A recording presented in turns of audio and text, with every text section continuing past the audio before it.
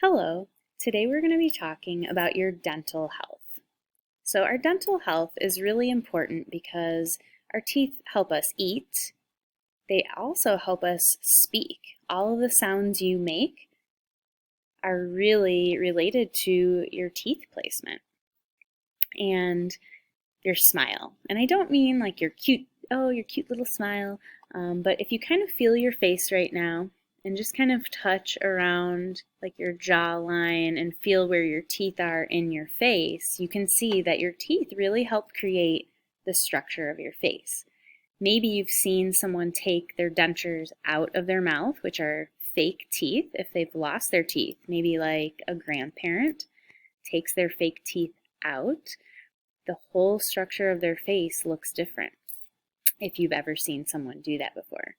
So in our talk about dental health, I want you to think about how this is really important because we should really be able to keep our teeth for the rest of our life. There's no reason that in this day and age we would need to get dentures if we're taking really good care of our teeth.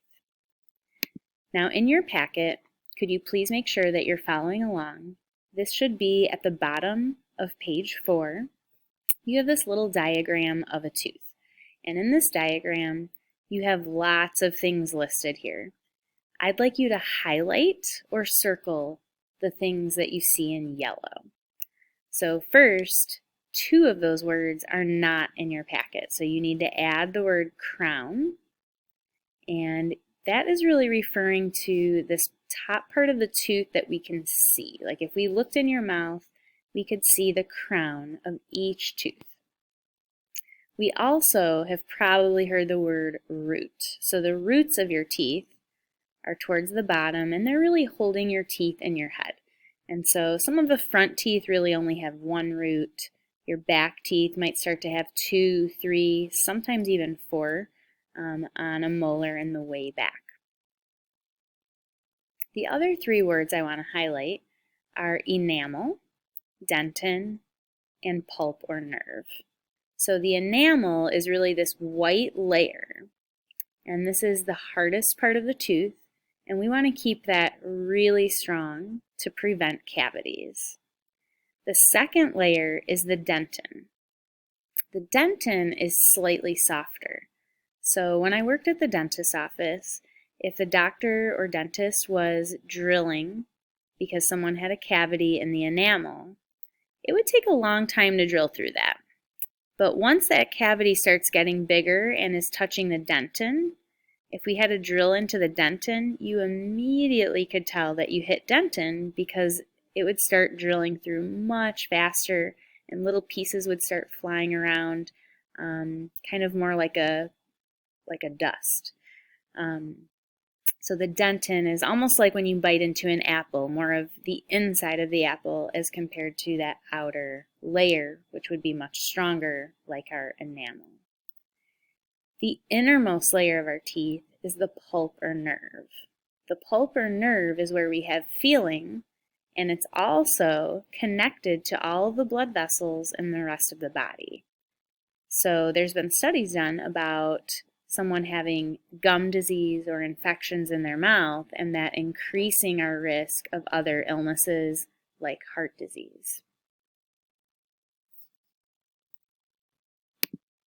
Plaque is another word you've probably heard of before. So plaque is this thin, sticky layer of film on our teeth that is created from the natural bacteria in our mouth when they combine with food.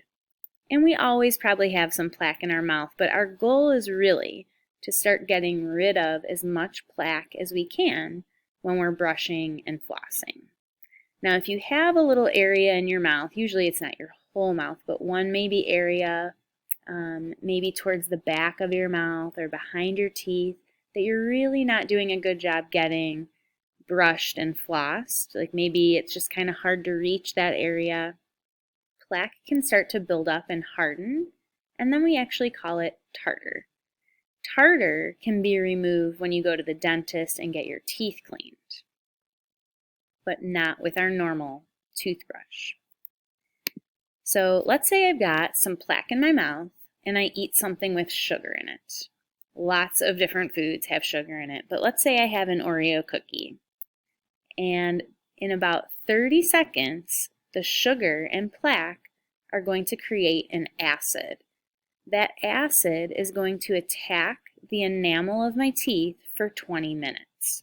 Now that one acid attack is not going to cause a cavity, but over time, the more acid attacks I have, the more likely I am to start developing tooth decay, which means that part of my tooth is rotting away or dying. That's when the dentist has to go in and remove that decay, which leaves a little hole in your tooth that needs to be filled in by the dentist. So we want to prevent that from happening. In order to prevent that decay from happening, we go to the dentist every 6 months to get our teeth cleaned, which is like a nice deep cleaning. We also use fluoride products to keep our enamel strong. We get that from toothpaste, mouthwashes, even in our water supply there's a tiny amount of fluoride. Now some studies are coming out saying we need to be really careful about how much fluoride we put into our system.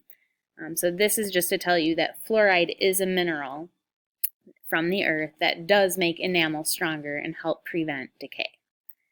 You have to decide on your own if you want to use fluoride based on these new findings that are coming out.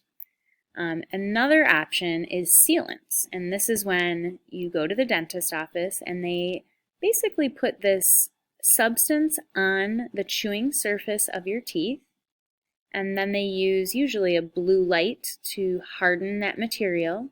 It might look like a clearish, whitish material, and it actually seals the tooth to prevent decay from developing on the chewing surface of the tooth. So you could still get cavities on other parts of the tooth. These are all things that have really lowered cavities in the United States since the 1950s. It's recommended that we brush 2 times a day and floss once a day by the American Dental Association. Now, of course, if you do more than that, that's great. But the official recommendation is to brush twice a day and floss once a day. I bet most of you by this age are pretty good about brushing twice a day. But I bet there's still some people out there who are not flossing once a day. So let's talk a little bit about flossing. Flossing is important for gum health, and it helps us disorganize the bacteria in between our teeth. It takes about 24 hours for bacteria to create a structure that can start to lead to decay in between your teeth. Once you pull a piece of floss through that bacteria, it destroys their plan that can begin decay. So if you floss once a day, you can really greatly reduce your risk of getting cavities in between your teeth.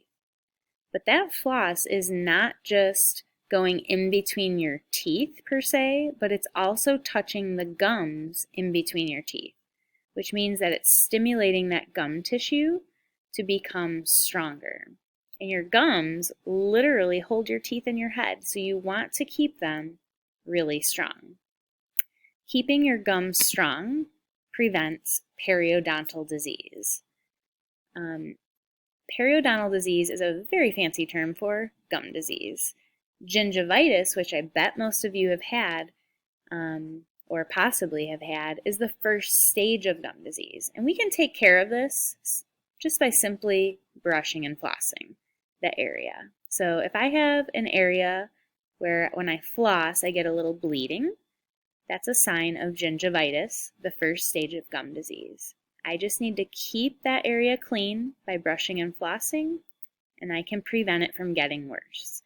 However, if your periodontal disease gets worse and you're not taking care of it, eventually that could lead to tooth loss. So take care of your teeth and make sure that you're still brushing and flossing. Thanks for listening.